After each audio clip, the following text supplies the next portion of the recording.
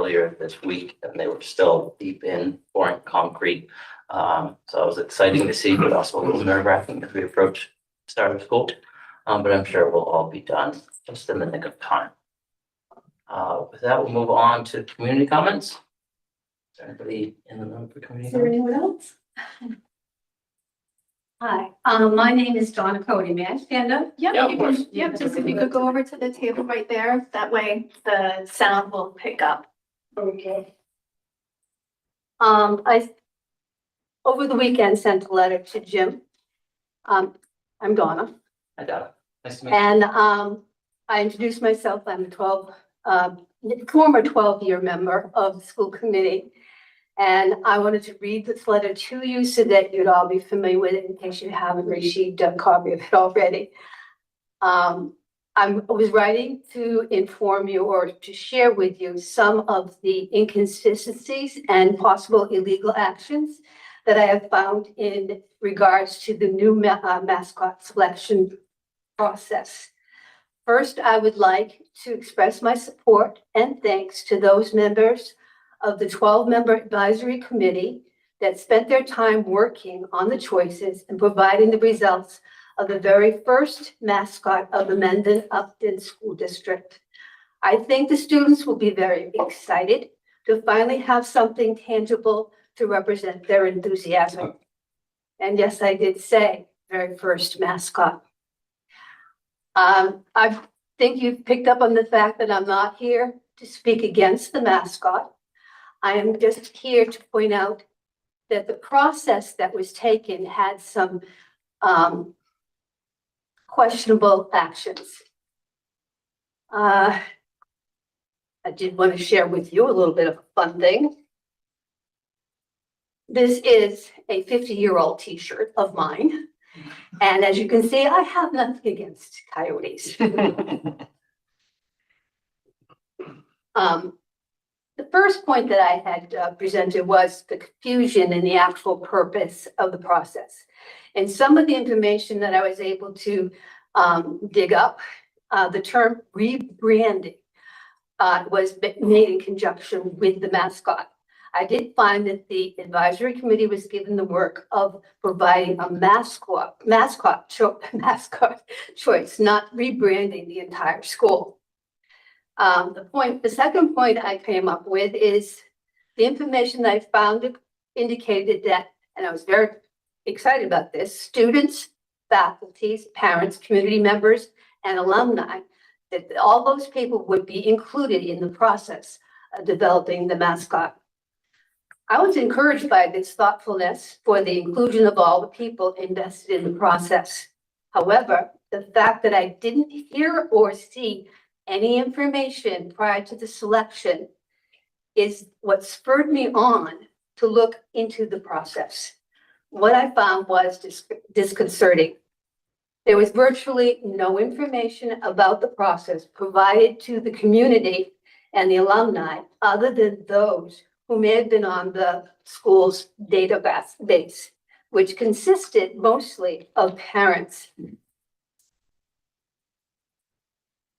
This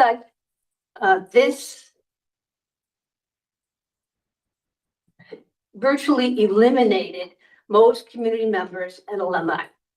The third point, looking further into the process, I turned to bill number 312 before the state Senate, which reads in part that schools whose athletic teams' names, logos, mascots that refer to, represent, or associate with Native Americans need to be changed.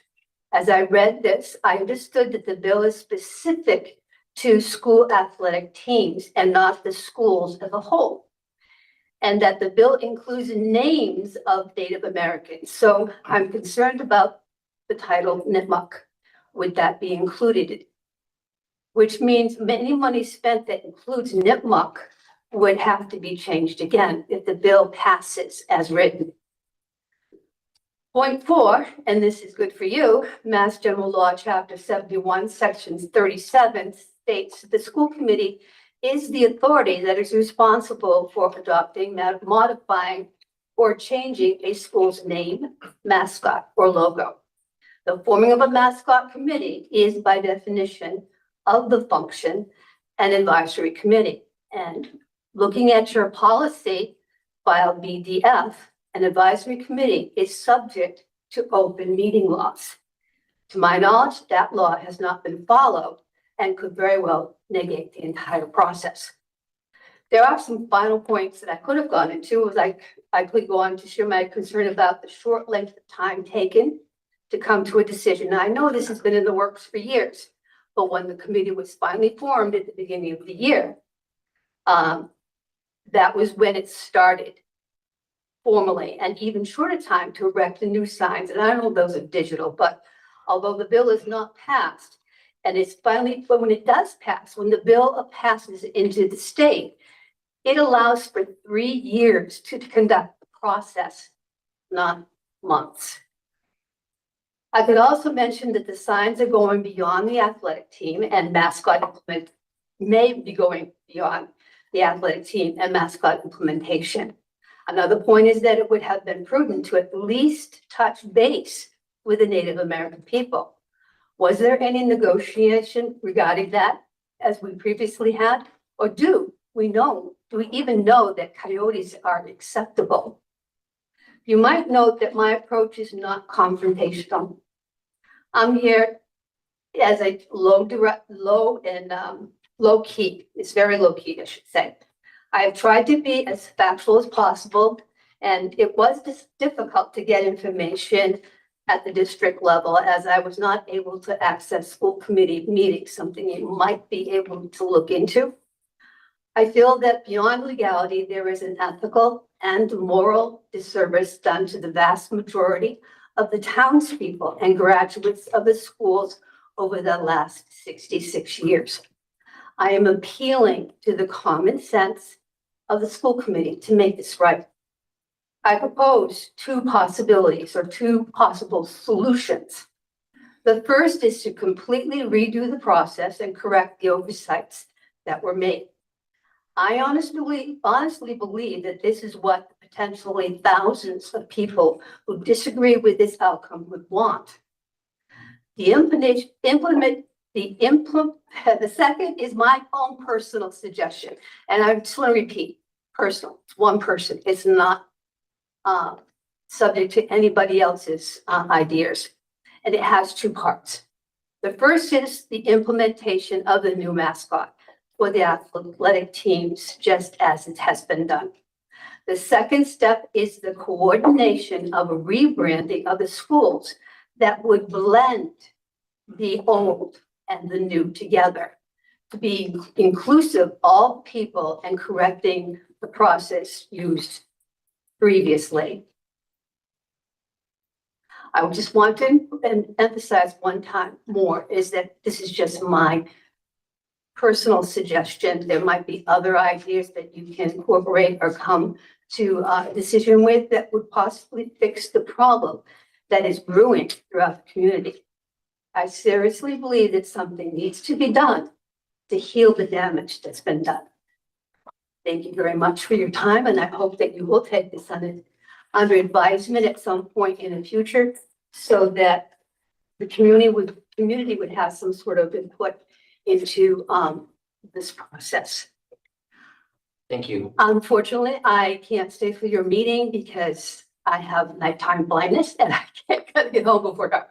Yes, drive safe. Thank you. Thank you so much.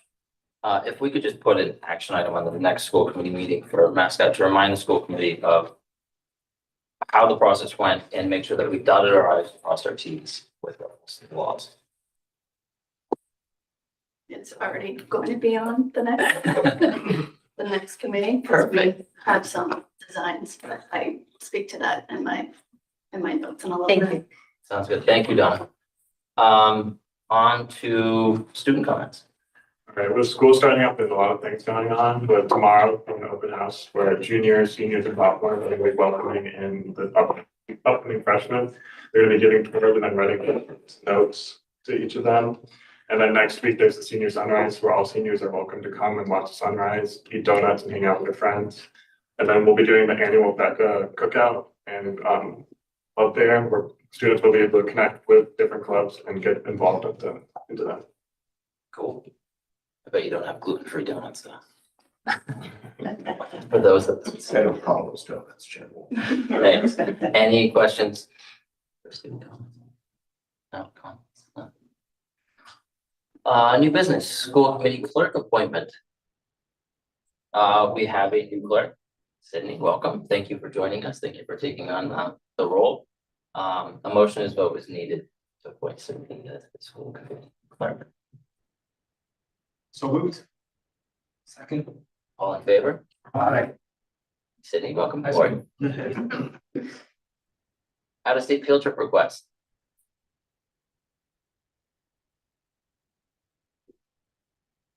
Where are we going now? We're going back to Leon, Spain. So I am requesting permission or approval to travel with the students to visit our partner school, La Divina Pastora. We've been doing that for 6 years. And we have a wonderful relationship with them. The trip is similar to what we've done in the past. So 2 days in Madrid, then we go to Segovia. Then the majority of the time, the kids will stay with their host families. And then from there, we go to Bilbao for a couple of days, and then we come back home.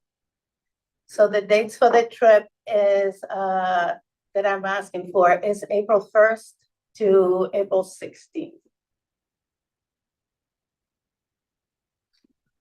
We already looked at the days. I won't ask the same questions I asked last year. I'll just gonna say yes. So I will give I have you. good memory. I asked you why it would overlap by its vacation. It's because of the other activities that happened during it. Correct. And right now, actually, I was looking at the schedule. You're DECA, right? I think the international DECA trip is the 16th of April. Is that correct? Is it that early this year? Yeah, I think so. So I don't know if I'm gonna have to move that date before, because I think 5 of the kids traveling are DECA students. So, but as of right now, those are the dates. The works best also for the cost of the trip as well. Any questions? Can you remind us how many students are gonna be involved this year? So right now, I don't have exact numbers because I needed approval first, but before we went into summer vacation, I had 10 kids. They showed interest, and I know that 5 of those are hosting right now, so I know that for sure they're gonna go. How many more signed up last year after the kids from the? Yeah, that normally does happen. Not that many, I think 3 more after the kids came, but the number usually increases after the visit here. Is there a motion? To approve the trip to Leon, Spain in April 2027. There's a motion. Second. Second by Eric, all in favor? Aye. Thank Enjoy. you.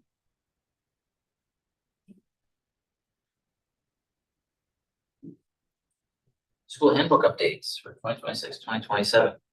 So, Yeah, I can do an intro for the beginning, and then we do have one presentation. So each year at this time, administration presents updated student handbooks for the school committee. When we have major changes that occur, we'll have principals come forward and present it publicly in order to answer questions. Our goal is always to be as transparent as possible with the handbook information. And we also do reviews every year for alignment to school committee policies to make sure that's aligned, and also some of our work. And it could happen at another point in the year too. If there's a law change, we might need to make a change within the handbook. Per the law, just as a reminder, the school committee is required to formally vote when there are major revisions in the high school handbook. I always find if there's any changes whatsoever, even if they're small, I recommend that you take that vote. That way you just officially are on the books for that. This year, there's no major changes in the high school or elementary handbooks, but we do have some standardized language that we put across all of the handbooks. So I'm going to do a quick I gave all of this to you, and I know, Anne's gonna speak to it too when she goes through the middle school, but, first, we added some language that was in regard to technology that clearly outlines expectations and costs regarding device repair and replacement up front. We wanted to make sure we had the exact numbers in the handbooks. I don't believe it was in all 4 of them, so we wanted to make sure that that was clear.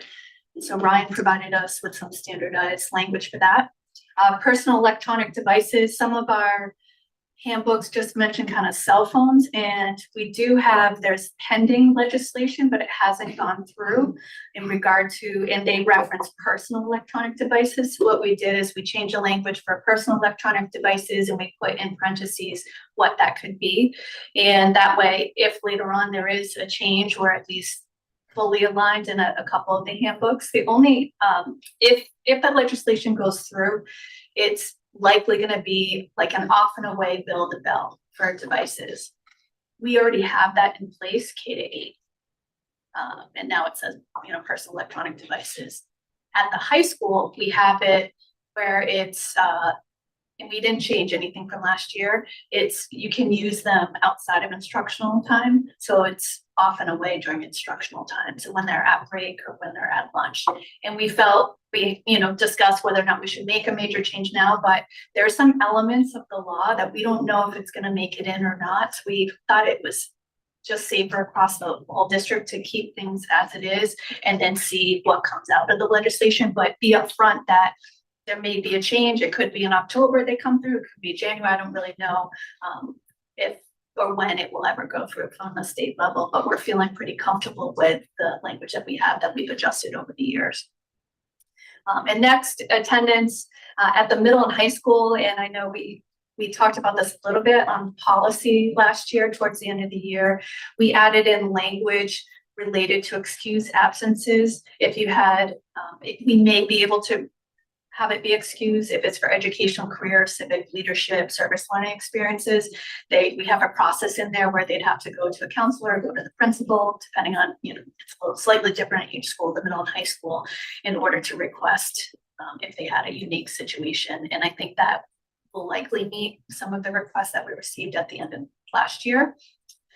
But at MISCO, we have a few other changes that we thought would make sense for Anne to be able to explain it more fully to you. So if we don't have any, maybe we have questions at the end because she's going to talk about some of this as well. And then if you have questions, you can kind of do it in general. That works. Ready? Come on up. And Sam, her presentation's linked in there. I just highlighted it for you.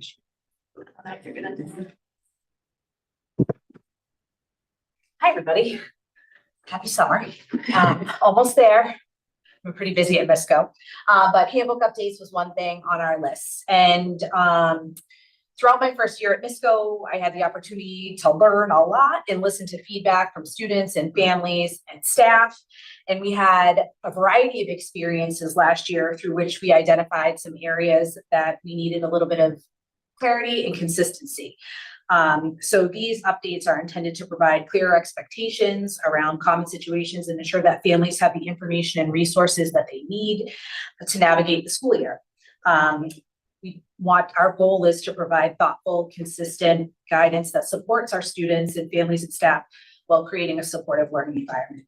And the handbook is like a living, breathing document, and it continues to evolve to meet the needs of our school community. So as Maureen said, the first thing we updated was the excused absences for educational, career, and civic leadership or service learning experiences. This is something that I was happy to add because every year when we send our Project 351 kids to do 9/11 service or some kind of service project, there's always a question, is that an excused absence? So this actually makes it clear. The way it's written, it maintains the importance of regular attendance and the academic responsibility, but also gives families a clear process for students who want to participate in those opportunities. So I think that's awesome.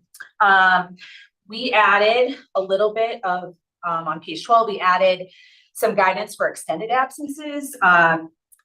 we recognize the importance of family time, and we acknowledge that sometimes families need to take vacations during school time, but we don't encourage that. We don't encourage families to schedule vacations during school time, but we know sometimes it happens.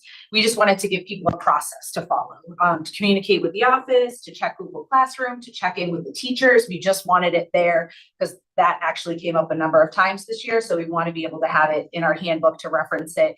And if the office is getting the question, they know right where to go for the answers. And just so we're consistent, families are receiving the same message anytime they decide to go on a vacation during school time.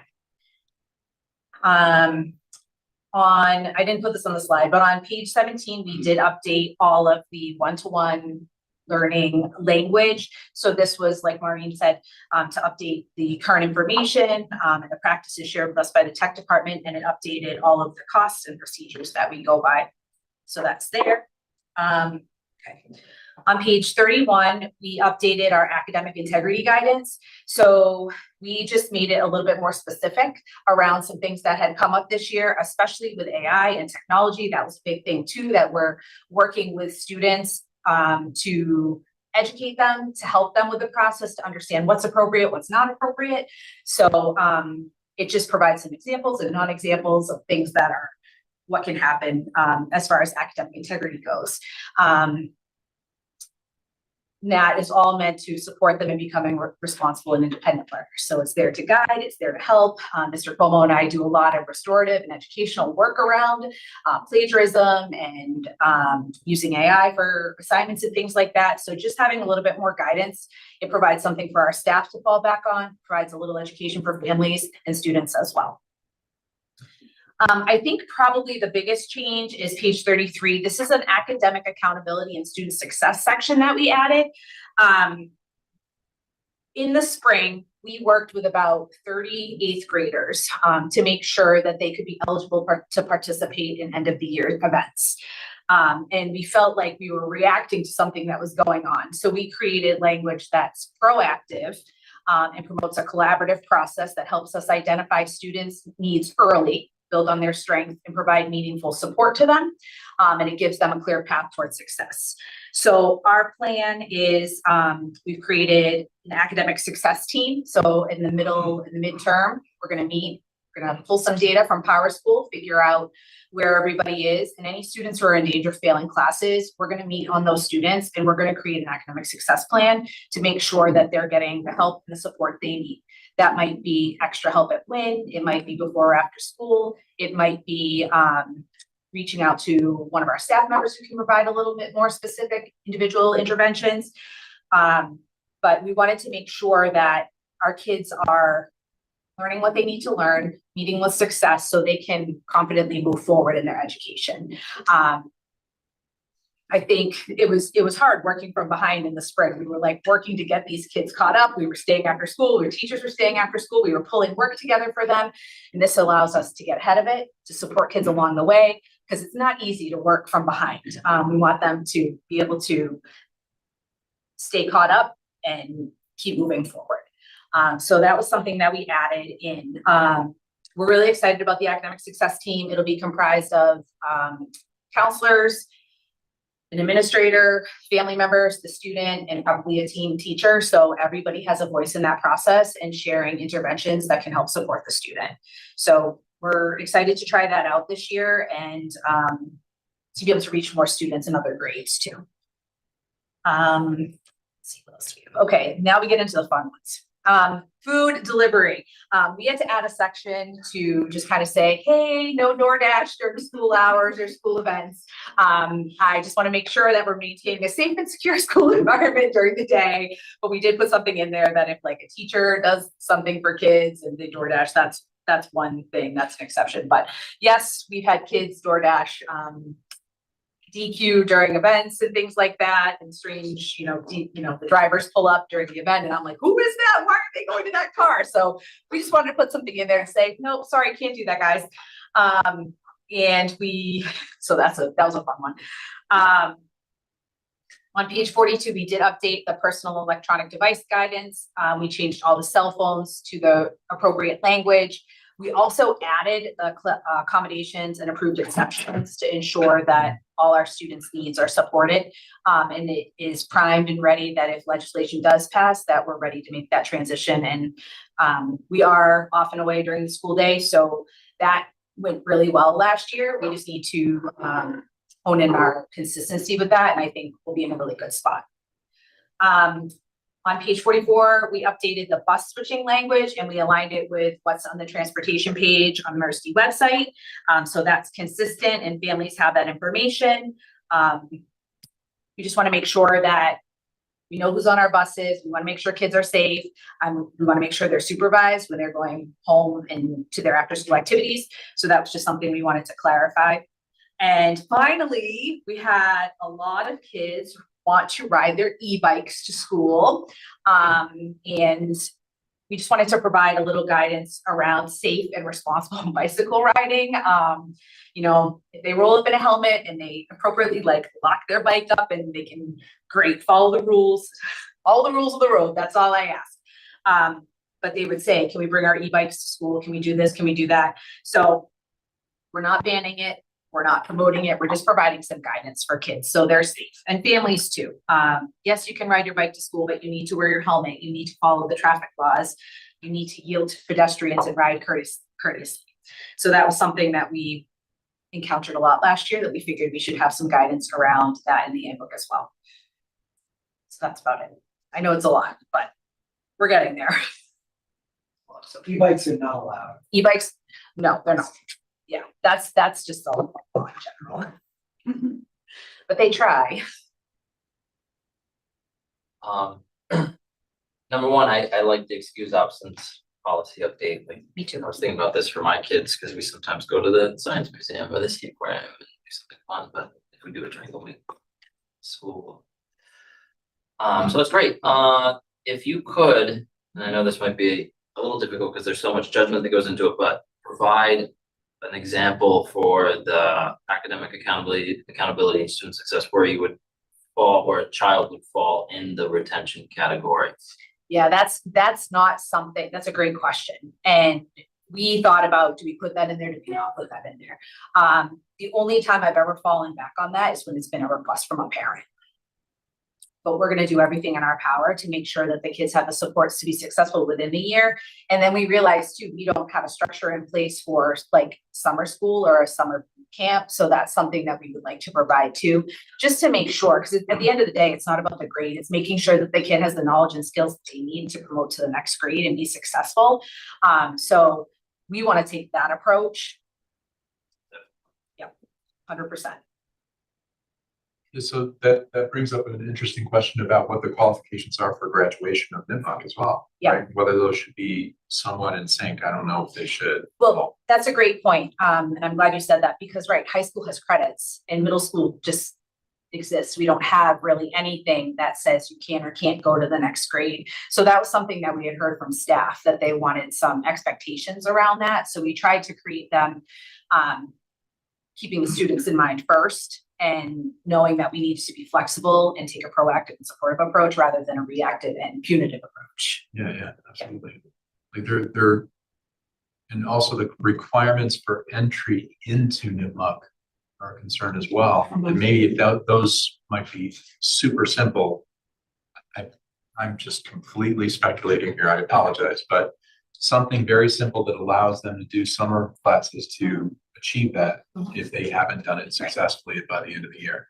But I'm just wondering about all those things as we move into the next year and figure out. That is one of the options that we have in there, and there tend to be more summer school options at the high school level than at the middle school level. So we need to determine if we have the ability ourselves to put together a full program or not, or at least, you know, some supports or, like you said, a boot camp. Mhm. But it's something that we're talking about to look into. Right. In my experience in the past, it's always been homegrown, and we've been having teachers create something, and they might end up with me for a little bit, you know, the assistant principal or the counselor for a little bit, trying to make sure that we're exposing the students to all that knowledge and information. So it just is a start. We want to try it and pilot it this year and see how it goes. And you know, middle school is such an interesting spot. We're like in the middle, and high school has their credits. They have things that they have to go by. Middle school is just kind of like, you know, that transitional stage where we experiment a little bit to see what helps students be successful. So we're gonna give that a try.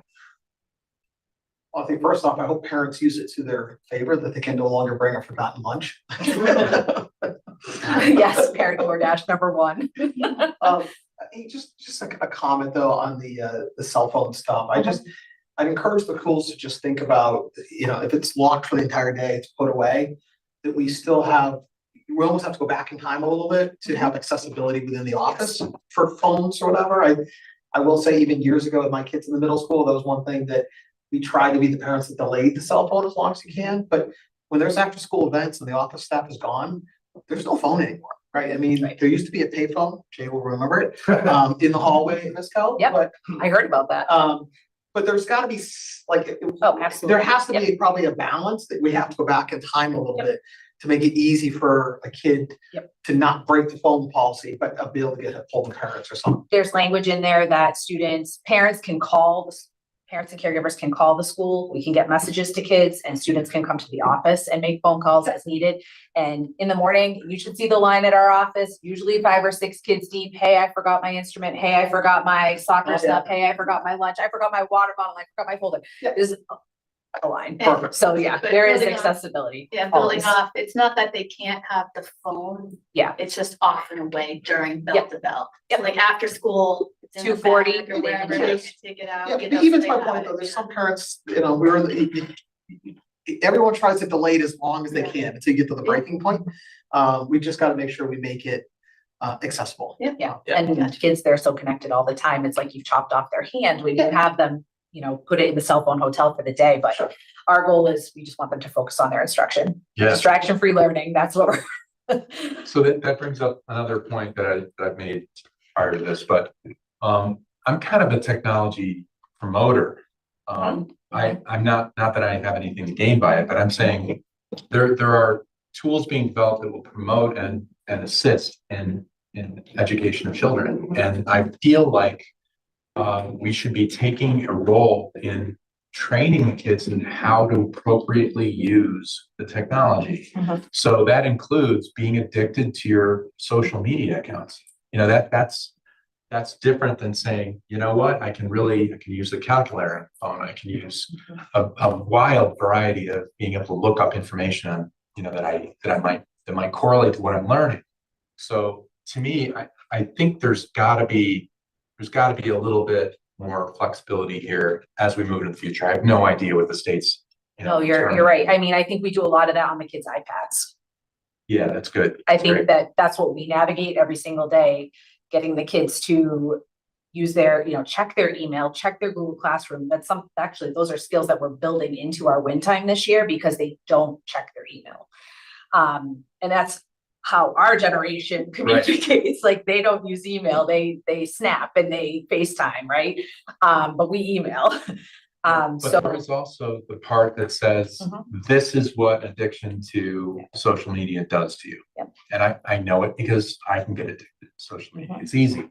Yeah. So it's like we have to take responsibility for that portion of a human being's education. That's my Yeah. opinion. So we do in our health classes, I'm sure. Correct. some- Yep, I know, that's what I was I've gonna seen some say. lessons on it Mhm. and also as part of our like digital literacy, there's, elements of that as well that we integrate. I think too, the other thing that Mr. Cuomo and I are excited about this year is partnering with families to help them talk to their kids about things like that too.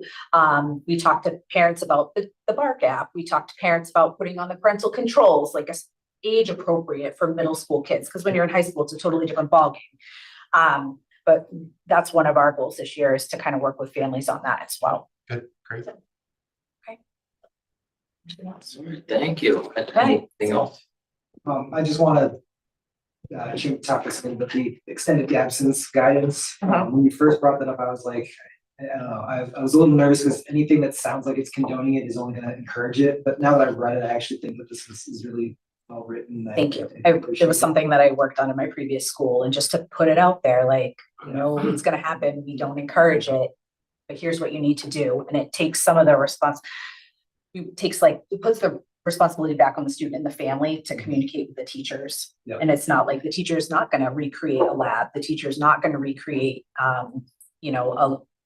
who knows if they bring in a speaker or something like that. So just setting a few boundaries and So the one question, so most assignments are given to students are an extension of classroom instruction, therefore the teacher will not send work with a student during these vacations. That means the teachers aren't gonna be sending stuff proactively ahead of time. Right. But class, stuff that's given through Google Classroom, they can still access as the rest of the. 100%, yep. And then if there's lab experiences or projects, those can be made up afterwards. Got it. Thank you. Yep, no problem. All right. Anything else? So for Nipmuc handbook, there needs to be a motion, and then my suggestion is we also second motion for middle school and elementary school, but I'll give it to you guys. I'll make a motion to approve the Nipmuc handbook. Motion to approve the Nipmuc handbook, second by Carrie. All those in favor? Motion carries. Anyone want to make a motion for the middle school and elementary school? I move to approve the middle school handbook as well. Motion to move the middle school handbook. Second, Vicky, sorry. All in favor? Aye. Elementary school. Okay, I'll so move for the elementary school as well. All in favor? Aye. All right. All the handbooks, check. Acceptance of. Writing that right? Yes, acceptance of gifts, grants, vote. Yeah, so we always have this, we'll have this as a standing item if we have some grants for you to approve. We provided you a full list of the grants. Many of them are pending from DESE. They're all entitlement grants. So you can see the amount is over $1 million covered in grants, but the only one you need to vote on tonight. I'm really proud of Cheryl's work. We were fortunate to receive the substantial PRISM grant for $221,804 to support the implementation of high quality literacy instruction. It'll help support the purchase of some of our materials and provide PD. So I just wanted to thank her for that. It was a big win for our district. So we just need an approval for that so we can move forward with being able to spend it. No, I mean, And apply 100, it. wait, that's $1,139,073. I just want to mention that. If anybody doesn't approve that, I'm surprised. But you want just the motion? We just need it for what's in red, yeah. Oh, For okay. tonight. The rest are all entitlements, which we will get to once we receive approval. I feel from so DESE. inconsequential compared to the total. I'll make a motion to approve PRISM FC 593B. Motion to approve the PRISM grant, Second, second by Sean, all in favor? aye. Congratulations on the PRISM grant. Yes, nice job, Cheryl. We can now cover the shipping. Nope.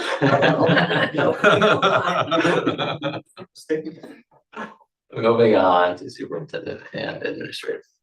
All right, so a little bit later on, we'll talk about the building renovations, but I just want, so the public's able to hear all of the events that we have, welcoming them back to school. In here tomorrow, we'll have the new staff orientation. And so we're excited to greet them for that. Our teachers and staff officially return on our opening day on Monday. And then we'll have building-based meetings and prep time for them on that Tuesday. On September 2nd is the first day of school for grades K through 12. In the past, we had kindergarten on a different day, and they felt that it would be better to have them on the same day. So we'll be doing that this year. And then the following week is the first day of preschool. The bus schedules were posted on the website last Friday and pushed out in the newsletters to folks in social media. The fall athletics information night was tonight, a little bit earlier tonight. All of the schedules in the district have been released in Power School and available for viewing. At MISCO, we have a 5th grade summer social and some tours, and that will be welcoming incoming 5th grade students. Originally, we were going to try to have it, typically would be this week because we still have some work going on in the buildings. We moved it to the following Monday, so that is a change that's been communicated out to families. At Clough, we have, most of these are what we've had in previous years, a kindergarten meet and greet, 5 to 6 on the 27th, and then followed by popsicles on the playground, 6 to 7. I know we are looking right now, we have some work taking place right outside that playground, so it's possible if anyone's watching. You may get a notice that pushed to another day and time. We're getting more information on whether or not the work will be complete by that evening. But we have new families being welcomed tomorrow, and they added an SI kindergarten meet and greet as well on the 31st. Memorial has a kindergarten play date that they always do. That's on this weekend on the 29th. And they sponsor a new to Memorial Parent Information Night on the 31st at 6 p.m. And for Nipmuc, I think you may have mentioned mentioned seniors rise, but we have some new student tours that are taking place tomorrow in the buildings. So we're pretty excited to get up and running. And I don't know if you have any questions about any of those events, but they've been fully advertised online and in the newsletters to families in the last week. Okay. I also want to give an update related to the mascot image. Over the summer, the mascot committee collaborated with a graphic designer who is an alumnus and went through about like 3 distinct feedback phases. And we received initial concepts. So we were looking at, I don't want to give, the reveal away of kind of where we're at now, but let's say, is it, what could I say? Is it going to be a running coyote? Is it a howling coyote? Is it the face of the coyote? Is it a side view, right? So we had many different options. Is it fluffy? Is it not? Does it have ears? Doesn't it? And so there is a lot of iterations that we've gone through with feedback and feedback and feedback. The project's now transitions in the last couple of weeks to a professional graphic designer to execute the final phases. And we have a revised iteration scheduled for final review by coaches, captains, and district leadership. So the leadership team reviewed it today. They loved it, at least where we're at. We still have some changes that we're going to be making. Coaches and some captains received it today as well, the latest iteration to review and give feedback for the forum and also the committee.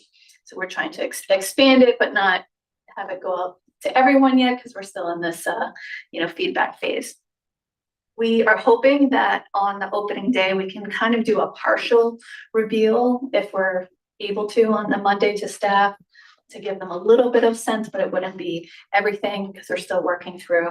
And then our next school committee meeting is the 14th. So we plan to come and present the final reveal, and hopefully, I don't know if we'll have the full branding guide by then because it's taking some time to get through some of the details, but we have a good sense of, the guide, and in that guide, it kind of has different colors and, how you can use the mascot for some of the images.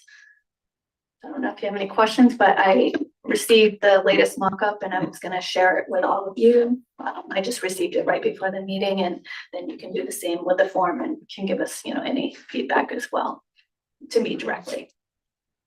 On the mascot, quickly, it just came to my head, but like previously, the mascot had kind of trickled throughout the district and even into like youth programs and all sorts of things throughout the towns.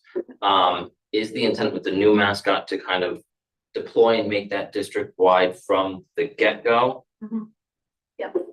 Yep. So where we're at now, it's a kind of a singular base image that we're working on different iterations of how it can look.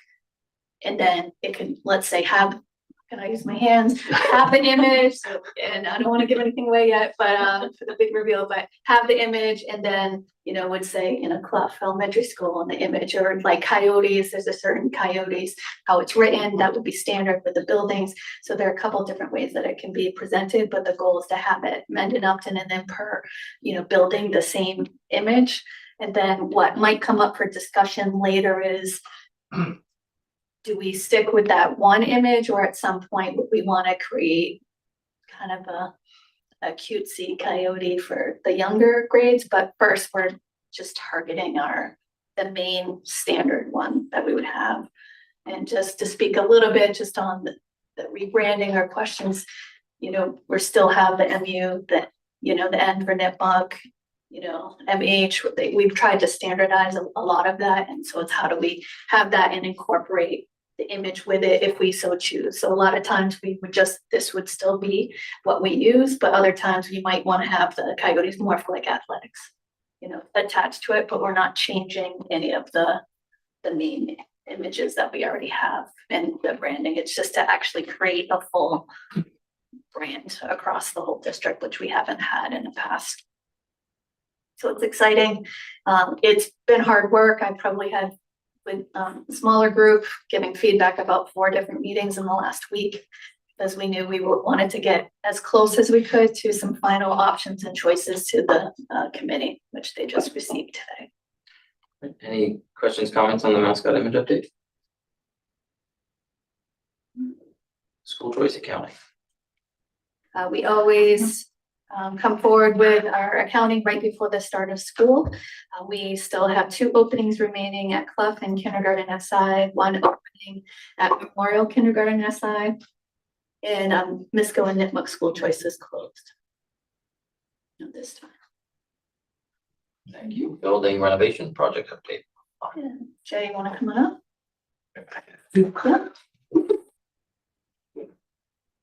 I did find a lot of just overview background in there, so you can read through that. I might pull that info out just as an update that I can add to the website as well. if you want to.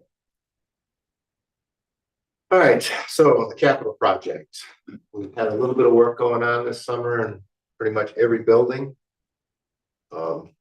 It's hard to describe what we've actually experienced this summer in many ways, but it's not unlike any other building project. We'll start with the roof project. Now, those of you that were on the building committee meeting last week, a couple weeks ago, whenever that was, probably got some of this already. The documents are done. The project is out to bid. We had multiple addendums. Addendums, that means that, you know, somebody asks a question, we have to clarify it through the bid documents, and we've had to do that multiple times. Part of the fallout from that is we've had to push back the bid due date on the roof project 2 or 3 times now, a couple of weeks each time, to give people, you know, give bidders an opportunity to actually understand the information and ask other questions. We basically shut that off at this point now. Bids are going to be due back next week, I believe, is filed sub bids. Maybe it's a further slide on. So we've had lots of questions about the HVAC equipment. The roof is pretty straightforward. Shingled roof, replace the roof. That's pretty simple. Flat roof, we're going to replace it with a new membrane. The HVAC equipment, there's a lot of it. And when we went into this project, we had said we want everything new up there that's on the roof. And if there's something on the roof that connects to something in the building, the stuff in the building needs to be replaced as well.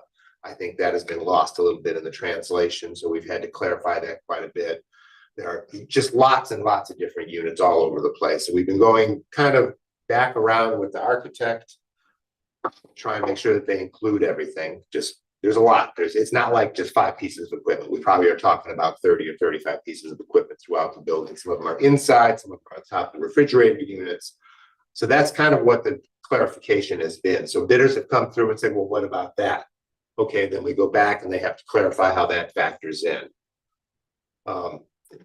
As far as MSBA, we go on to the next one. You only don't submit the 100% documents until you have your bids back. The 60% has been submitted. The construction schedule has been approved. Once we get the final bids, the final construction documents will be submitted, and then they'll do a budget review and they'll go through their whole process. We have a new person working with us at MSBA. And as we expect, apparently they've asked for some of the same paperwork that we've submitted 2 or 3 times previously. So we just keep resubmitting the same things. And this is just, they've got a lot of projects going on. I can kind of understand. They got a lot of things going on. I think we lived that with this project. So It makes it easy because we already have the documents. We already done, have so it. we just resubmit. Yeah. So that's where we stand with MSBA. It still looks like the reimbursement is going to be in the $4.2 million, somewhere in that kind of range. They do not reimburse for HVAC equipment. It's only the roof part. The schedule is still on target. It'll be out to bid. We should have bids back. We should be mobilizing in June, and this project should be happening next summer. I can honestly say at this point today, I'm really glad we didn't do the roof this summer. There's no way we could have managed the roof and all the stuff we were doing as well, and to have everybody climbing all over each other. It just, she and I would have been in the asylum if we're not already. All right, so First part was request for qualifications. That's when you go out and contractors are bidding and they have to have a certain level of qualifications. We had a list of that. The bids went out. Those are the only ones that are allowed to bid.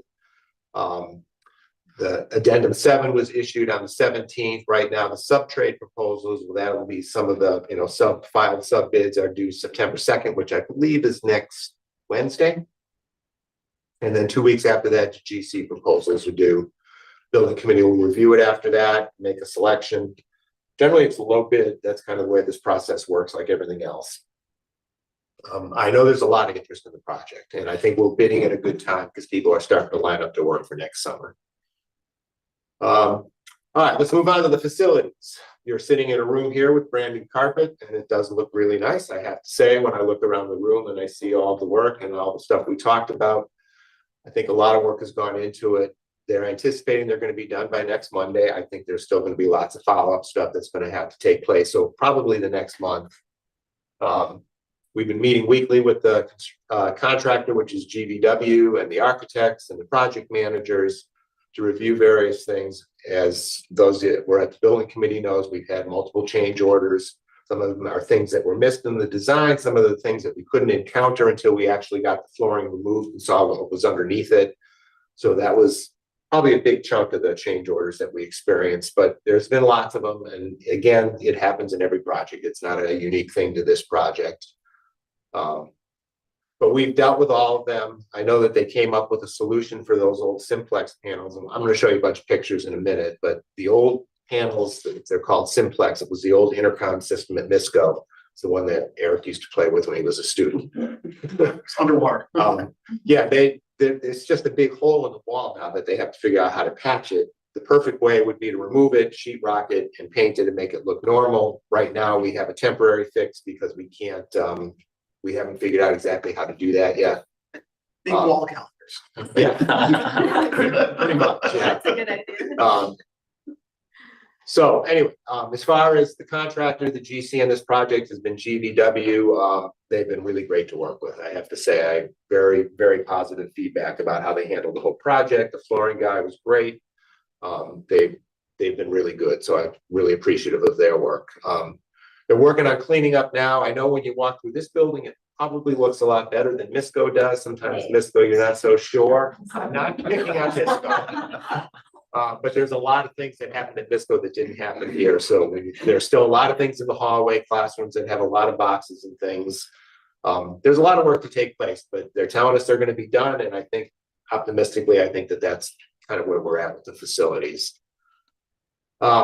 The next slides, we can go through them relatively quickly. I can kind of tell you basically what they are, but they're just various progress reports. I mean, that's the main office at Nipmuc. I don't know what that room on the right is, so it doesn't really matter. Classrooms, you can see the hallways. They did a similar pattern. I believe Maureen picked out most of the colors and she did a really good job. If you like it. Well, what I did notice, like at MISCO especially, right, at MISCO, like there's a burgundy color in the hallway and the new tiles are almost identical. So that's nice that there's consistency from the, from the hallways into the classrooms. Again, I'm not sure which rooms these are, but these are hallway pictures, classrooms. These are mostly Nipmuc. That picture there is the cafeteria. That was an area where once they pulled up the floor, they found that it wasn't level enough to put new tiles down on. It kind of is okay with carpet because carpet can have a little inconsistency, tile can't. So we had to put a skim coat on that. And that was a fairly expensive change order, but that's something you wouldn't see until you pull the old tiles up. That's MISCO Hill. That's the computer lab at MISCO Hill. That's the stairway down. The room to the right, I'm not sure what room that is, but those are new floors and those things. Classrooms, you can see the little machine on the right, which is to help level the floors. Wires hanging from the hallway, carpets in the offices. I don't know what that room on the right is. That's the library, the media center. Right. See, a lot of this has changed even today. I mean, a Yeah. lot of that's been set up now. Yeah, And the computer room as well. It's all been. So these pictures are about a week and a half old. So the movers from the contractor have been moving things back. They had pictures of where things were to go. So it's in much better shape than some of these pictures. The bathrooms was another big challenge at MISCO. Once they pulled out the old tile floors, they found that what was underneath was just not acceptable to put a new floor on. So they had to put in new concrete, seal it for moisture mitigation, put a skim coat on top to level it. They had to do some plumbing realignment. Today, as I walked around, it looks like they were putting sinks and toilets, partitions in the bathrooms. The floors are done. It's a really nice poured epoxy floor. I think that, and it rolls up on the wall instead of like you see what's called cove base at the very bottom, that gray piece. With the bathrooms, the actual floor just rolls up on the wall to cover that. That way you don't ever get moisture that gets underneath or behind any of that kind of stuff. On the left is what the new intercom and clock system looks. That picture on the right is the old simplex panel. So what we now have, once those are removed, is a big opening in the wall with a bunch of wires in it.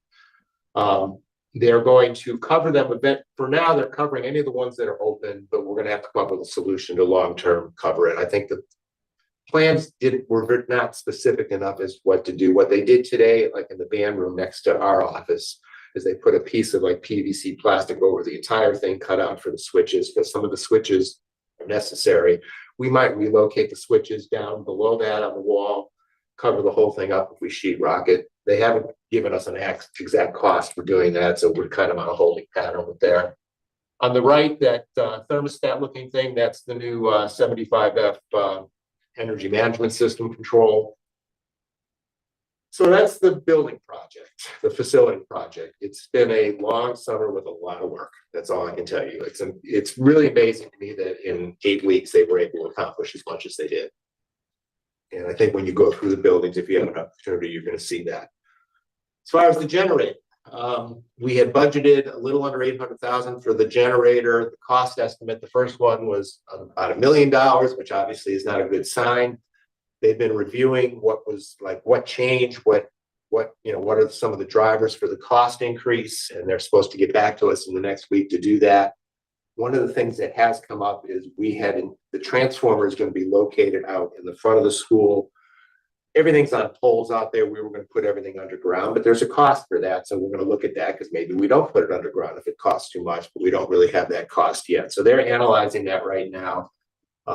Transformer is going to go in the back. There's a picture after this, but I think I showed you back in June last time we talked. We have a back charge to National Grid for the transformer.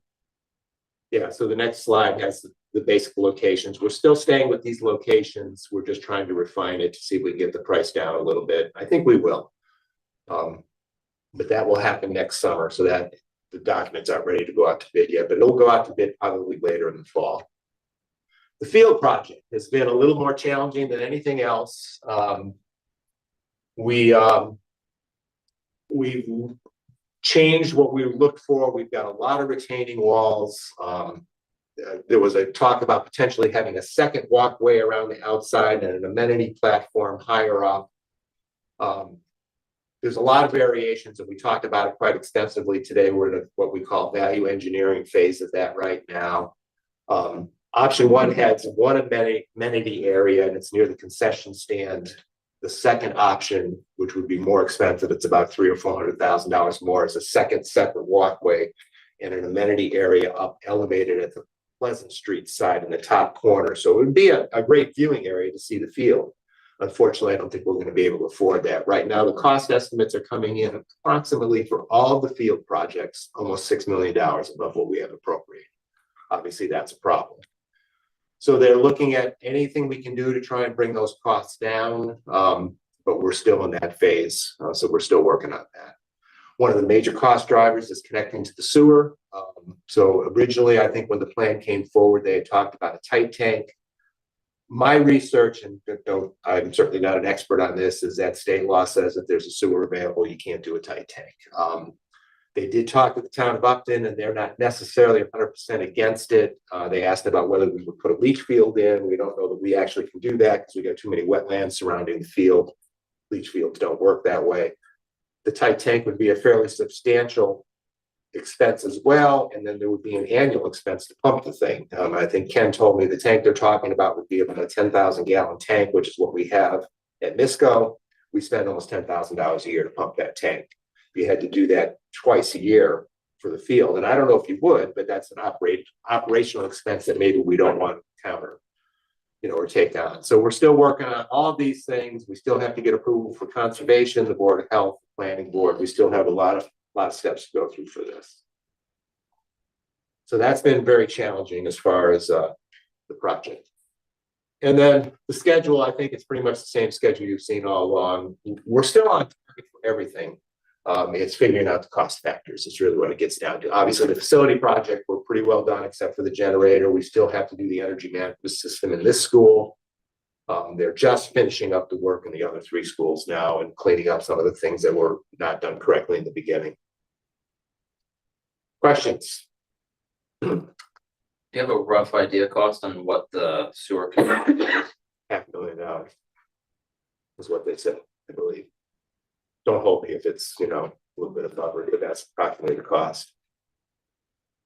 Problem is that the sewer connection is on the driveway. So if you're looking at the school, the driveway on the far side, not the one by the band room, but the other side, that's where the sewer connection is. So you have to go all the way from the field out toward the street, across the front of the property, over to where the sewer goes. The line from the school goes out to the sewer. There is no sewer on Pleasant Street from like the front of our driveway all the way to, I think, Matt Street or in that area. So BVT's sewer line runs along the railroad tracks and they connect over there.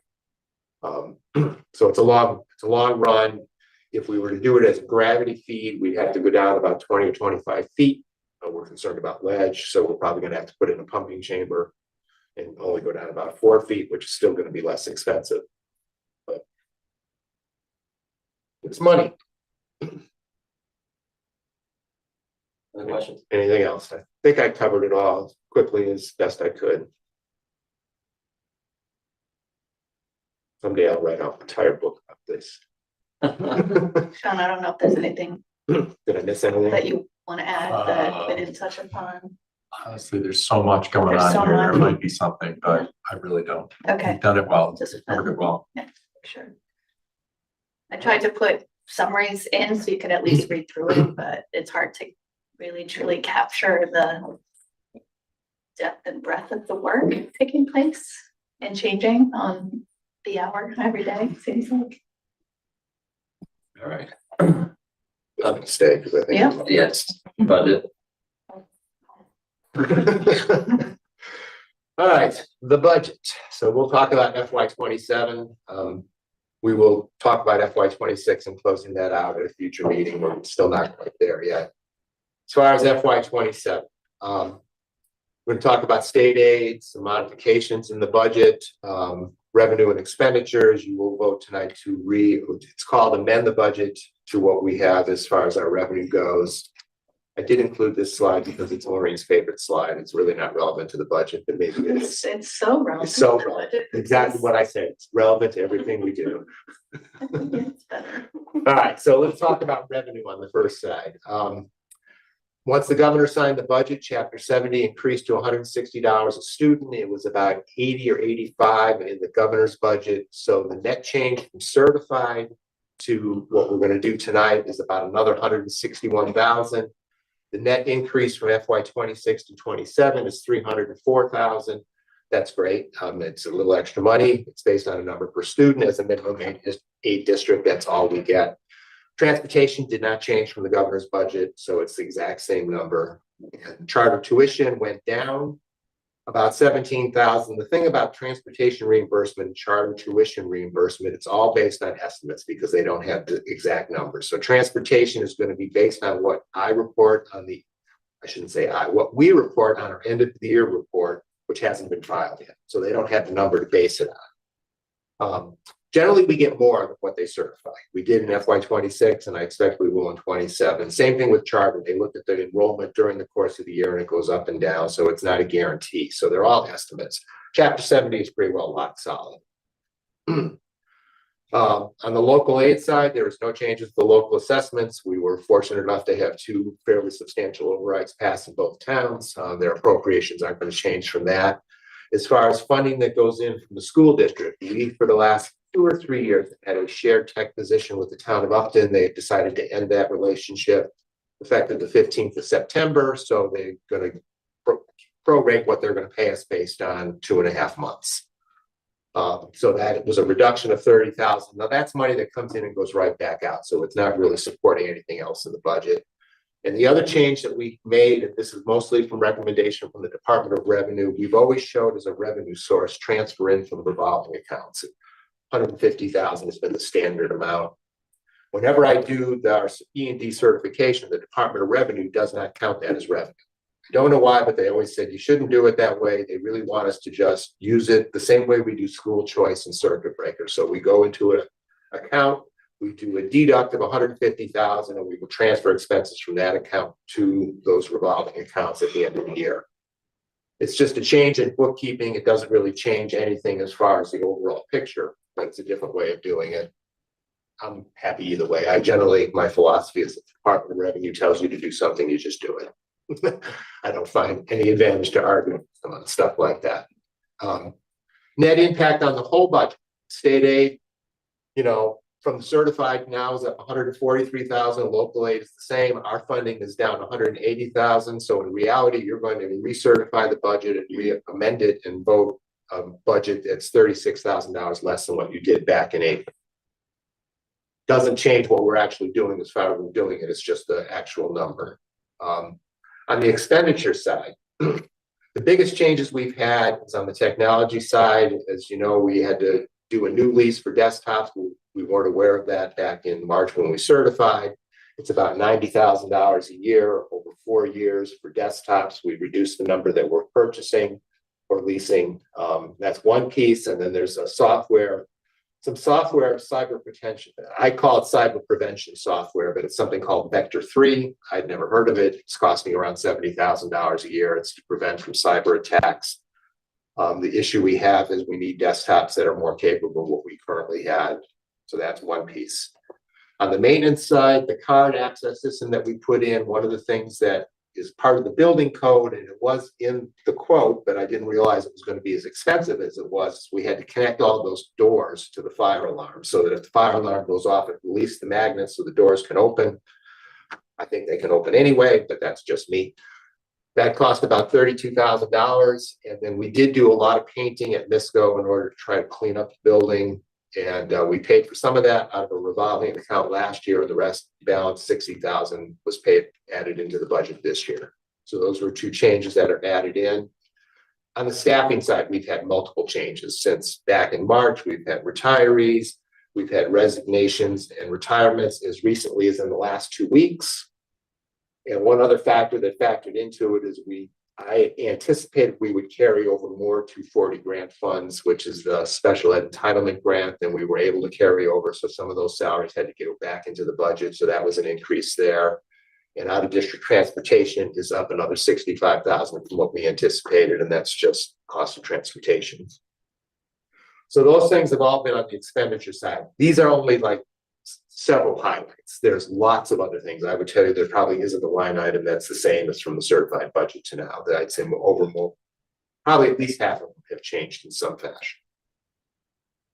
We've still got positions that we're pending to hire. We're going to have to amend the budget to show that net reduction of 36,000. There's a pending proposal from the governor that I don't know where it is in the House now, which was just going to add another $112 per student to Chapter 70 allocations. That would give us another $15,000. That would be great. My recommendation would be if that actually comes to fruition, we don't do anything except put that money aside for future years. But the budget is tight. We've got a couple other maintenance issues that we're still working on. One of them is the water treatment system at Clough. There is a pump that circulates. I don't know if I can describe this well. It's called an aeration system that treats the water. We've replaced this pump twice in the last 5 years, but anytime any kind of moisture gets near this pump, the pump fails and then they won't honor the warranty. And it's happened twice now, and it costs about $20,000 to replace each time. We're going to put in a different type of system that doesn't involve a pump that has to be replaced every 2 years. It's probably going to be about $30,000, I believe, was the initial quote, but there's also almost $20,000 in fees to the DEP as part of the permitting process. And then the last piece is fire detectors at MISCO. Last week, it went off maybe 4 times one day. The detectors are old. Some of them just need to be replaced. We did replace about 8 or 10 of them, but I think that potentially that's something else that we're going to have to look at during the course of the year. At MISCO Hill, there are 350 smoke detectors. They run about 300 hours per detector. They're not like the kind you can get at Home Depot and put in your house. So those are some things that I'm a little concerned about. That's why I say the budget is relatively tight. Any questions? Yeah, did I kind of run through it quickly? It's a lot of stuff, I know. So And then, we bookkeeping wise lost $103,000 of revenue, but we also decreased expenses by that same amount. That's correct, yes, yeah, so I generally, when I have to do this, like, for example, school choice, you'll see that I use the 4 teacher salary lines. I just deduct what we allocate for choice, and then I transfer those expenses over. And I do it at the end of the year, because depending on how we finish at the end of the year, if a teacher leaves or is out, let's say like this year we appropriated $1 million, but we only need 900,000 because that's what our shortfall is, and that's all I transfer, because I'd rather have the money in the choice account. Will be the same with this. So I'll pick an account or two and I deduct it, and I'll just transfer those expenses over. It is probably a better way to do it. Our auditor, when I first started working here, so that was 2009, said you should have a special revenue account. That's how you should do it, because we used to do it the same way we're going to start doing it. But for some reason, DOR says it's not revenue then. Okay, but so I'm always like fiddling around with numbers to make it work for them. It's easier just to do what they recommend. And I called the auditor first, and he basically said, if that's what they want, that's what you do. Right, exactly. Any questions, comments on the budget? And I believe you have motions, We're going to do the honors. and I think you only really need to read 1, 4, 5, and 6, because 2 and 3 don't change. If you really want to read them all, I'm sure Sean would love to. I think that's an illegal nomination. Second. Oh my God, I don't think I can read that. Okay. You have to read, like I said, I gotta find motions again. Forgot. Where are those motions? Okay. All right, let me just do it since I got it here. Sure. All right, motion 1, to set the operational budget for Mendon-Upton Regional School District for the 26-27 fiscal year at $48,048,814. That consists of general operations within the levy of $47,312,883, and the debt service outside the limit of $735,931. Motion number 4, to appropriate $15,381,073 from state aid. It consists of the following: Chapter 70 funds, $13,557,074. Regional transportation reimbursement of $1,745,938. And charter school tuition reimbursement of $78,061. Motion number 5, to appropriate $1,195,000 from the following school district sources: Upton Shared Technology, $10,000, Medicaid reimbursement, $85,000, E&D appropriation of $1 million, and interest of $100,000. And lastly, motion 6, to appropriate $2,774,226 from the following non-operational revolving accounts: school choice $1 million, circuit breaker $1,624,226, and then transfer from revolving of $150,000. Second. There are 4 motions, all 4 seconded by Matt. Roll call vote. Sean Nichols, aye. Eric Brown, aye. Jim Forkey, aye. Vicky Levinson, aye. Karen Preston, aye. Matt Hagan, aye.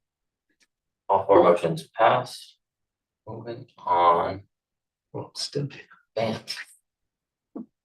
Okay, Keep going, Jen. keep going, I'm on a Doing roll. great. A bond anticipation note, they call it a band. We are borrowing money basically to pay for the renovation project, so we're borrowing all of that was appropriated related to the general renovation project. We have bills to pay. We will have some that will sit in the bank until next year when we do the generator. But we're doing that now. So this is a 1-year note. You pay interest only for 1 year, and then at the end of the year, you do it again. It allows us so that when we get to the end of this project, we only borrow the amount that we actually needed instead of everything that was appropriated. This is all done. We work with our financial advisors, which is Hilltop Securities in Boston. They work with another bond counsel called Troutman Locke So they draw up all this paperwork. There's a multitude of papers that have to be signed by chair, the secretary, the treasurer. And then I have to stamp it. We have the little embossing thing that stamps the district seal. I don't know if you've seen those, but I still have one of those, and send it all back to them. So this one, I believe you do need to read the whole motion. It was not written by me. It was written by bond counsel. Only a page and a half. All right. Okay, so this is the vote of the Mendon-Upton Regional School District School Committee, that page? Yes. Okay. I, the district secretary of the Mendon-Upton Regional School District, you want me to read the whole thing? Might as well. Okay. I, the district secretary of the Mendon-Upton Regional School District, Massachusetts, otherwise known as the district, certify that a meeting of the Regional School District Committee, a committee, held August 24th, 2026, of which meeting all members of the committee were duly notified and at which a quorum was present. The following votes were unanimously passed, all of which appear on the official record of the committee in my custody. Further voted to approve the sale of the $7,714,397 4%, constituting 4% of the general obligation bond anticipation notes, the notes of the district dated August 28th, 2026 and payable August 26th, 2027 to Trust Securities Incorporated at par and accrued interest, if any, plus a premium of $87,245.34. Further voted that in connection with the marketing and sale of the notes, the preparation and distribution of a notice of sale and preliminary official statement dated August 5th, 2026, and a final official statement dated August 11th, 2026. Each such form as may be approved by the district treasurer be and hereby are ratified, confirmed, approved, and adopted. Further voted that the district treasurer and the chair of the committee be and hereby are authorized to execute and deliver a significant events disclosure undertaking in compliance with SEC Rule 15C2-12 in such form as may be approved by bond counsel to the district, which undertaking shall be incorporated by reference in the notes for the benefit of the holders of the notes from time to time. Further voted that we authorize and direct the district treasurer to establish post-issuance federal tax compliance procedures and significant events disclosure procedures in such forms as the district treasurer and bond counsel deem sufficient, or if such procedures are currently in place, to review and update said procedures in order to monitor and maintain the tax exempt status of the notes and to comply with relevant security laws. Further voted that any certificates or documents relating to the notes, collectively the documents, may be executed in several counterparts, each of which shall be regarded as an original and all of which shall constitute one and the same document. Delivery of an executed counterpart, a signature page up to a document by electronic mail in a PDF file or by other electronic transmission shall be as effective as delivery of a manually executed counterpart signature page to such document. And electronic signatures on any of the documents shall be deemed original signatures for the purposes of the documents and all matters relating hereto, having the same legal effect as original signatures. So don't try to screw up there, okay? Just remember that the motions I wrote are much easier to read than. Thank you so You're much. on a roll. Further voted that each committee or each member of the committee, the district secretary and the district treasurer be and hereby are authorized to take any and all such actions and execute and deliver such certificates, receipts, or other documents as may be determined by them or any of them to be necessary or convenient to carry into effect the provisions of the foregoing votes.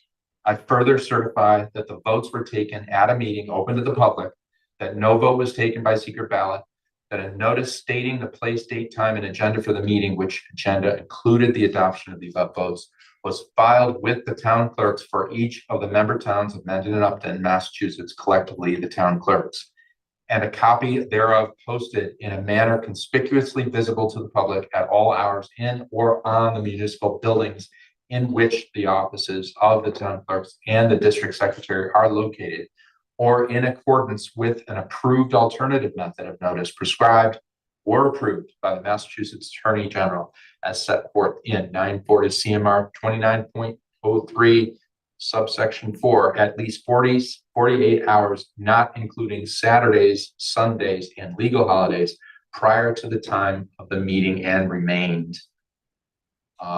post, major page intentionally omitted. Okay.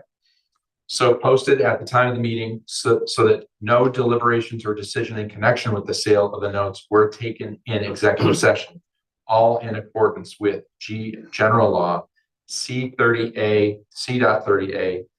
I don't know what those marks are. Section 8 through 25 as amended, dated August 24th, 2026.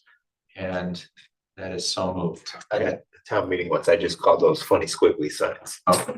Funny squiggly sign, 18 through 25. Okay. I have to start up.